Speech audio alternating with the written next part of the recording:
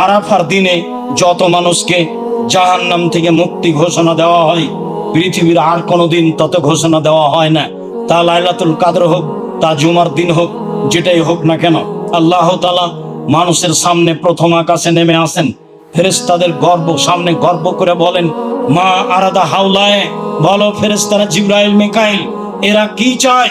দেখো ফেরেশতা উনজুর ইবাদি, আমার দাস দাসীকে দেখো, ফাতাউনি, তারা আমার কাছে এসেছে শোষণ গোবরা এলোমেলো চুলে ধুলাবালি মেখে।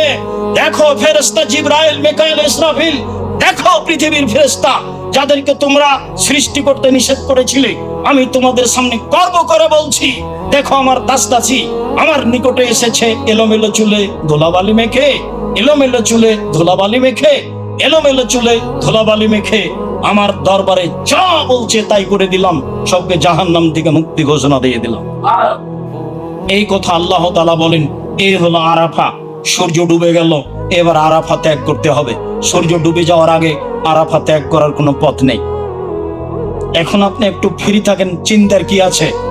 স্ত্রী থাক, মা থাক, বোন থাক, পায়ে হেঁটে চলে যেতে পারবেন, মায়ের হাত ধরে থাকেন, এক সময় আধা ঘন্টা, 2 ঘন্টা, 3 ঘন্টা পরে মুজদালিফায় চলে যেতে পারবেন। গাড়িতে গেলে লাগবে 5 ঘন্টা, 6 ঘন্টা, পায়ে হেঁটে গেলে 1.5-2 ঘন্টা, বেশি তো আর পথ নেই। মাগরিবের পরে, সূর্য ডুবার পরে মুজদালিফায় যাবেন। তালবিয়া এটাই চলতে আছে, লাব্বাইক আল্লাহুম্মা লাব্বাইক, লাব্বাইক লা শারিকা লাকা লাব্বাইক, ইন্নাল হামদা ওয়ান নি'মাতা লাকা ওয়াল মুলক লা শারিকা লাক। মুজদালিফায় গিয়ে মাগরিবের সালাত হবে 3 রাকাত, এশার সালাত হবে 2 রাকাত। 2 সালাতের মধ্যে কোনো তাসবিহ চলবে না, বেতির চলবে না, কোনো তাসবিহ তাহলিল জিকির আজকার কিচ্ছু নেই। 2 সালাত হয়ে গেছে, সুন্দরভাবে প্রশান্তির সাথে একটু শুয়ে যান।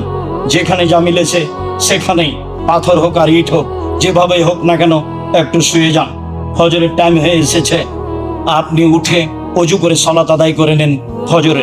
ফজরের সালাত আদায় করে তালবিয়া চলতে আছে।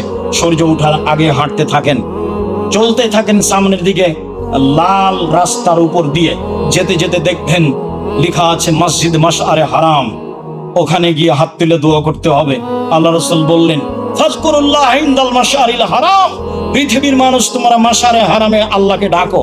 আপনি এটা খুঁজেই পাবেন না নিজে না খুঁজলে। ওই পথ দিয়ে হাঁটতে থাকলেই আপনি ওখানে চলে যাবেন। ওখানে দোয়া করার পরে হাতের ডান ছেড়ে যেতে হবে। এইবার দিন হয়ে গেল, আজকে হলো 10 তারিখ, মিনার 3য় দিন। আজকে 9 তারিখে আরাফায় ছিলাম। আরাফার দিন ফজরের সালাত পর্যন্ত কেউ যদি আরাফার মাঠে উপস্থিত হয় তাহলে তার হজ হয়ে গেছে। ফজরের সালাত পর্যন্ত যদি আরাফার মাঠে উপস্থিত হতে না পারে তাহলে হজ বাতিল, আবারও তাকে হজ করতে হবে। আরাফার বিষয়টি এত জটিল।